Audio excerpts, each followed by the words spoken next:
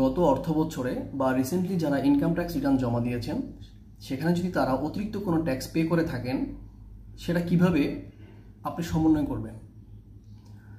আপনার ট্যাক্স রিটার্নের 3 নম্বর পেজের 25 নম্বর সিরিয়ালে যে অ্যামাউন্টটা উল্লেখ থাকে সেটা হচ্ছে এক্সেস পেমেন্ট অফ ট্যাক্স, মানে আপনি সরকারকে কোনো ট্যাক্স এক্সেস পে করে রাখছেন।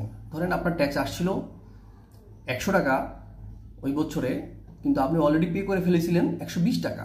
তো সেক্ষেত্রে যে 20 টাকা যে অতিরিক্ত পে করে ফেলছিলেন সেটা আপনার ওই 25 নম্বর সিরিয়ালে উল্লেখ থাকবে। তো এখন আপনার করণীয় কি? আপনি যদি একজন চাকরিজীবী হন সেক্ষেত্রে আপনার অ্যাকাউন্টেন্ট, কোম্পানির যে অ্যাকাউন্টেন্ট বা প্রতিষ্ঠানের যে অ্যাকাউন্টেন্ট, তাকে আপনার বলতে হবে যে আপনার অতিরিক্ত ট্যাক্স পে করা আছে। কারণ আপনার অ্যাকাউন্টেন্ট তো আপনার স্যালারি থেকে প্রতি মাসে মাসে একটা ট্যাক্স কর্তন করে, যাদের ইনকাম ট্যাক্সেবল তাদের স্যালারি থেকে।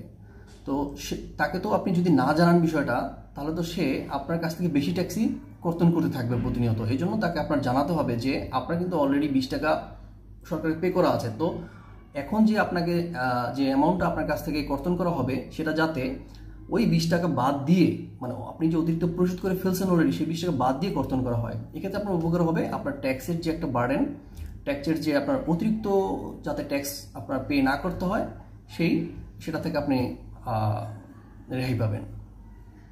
Thank you.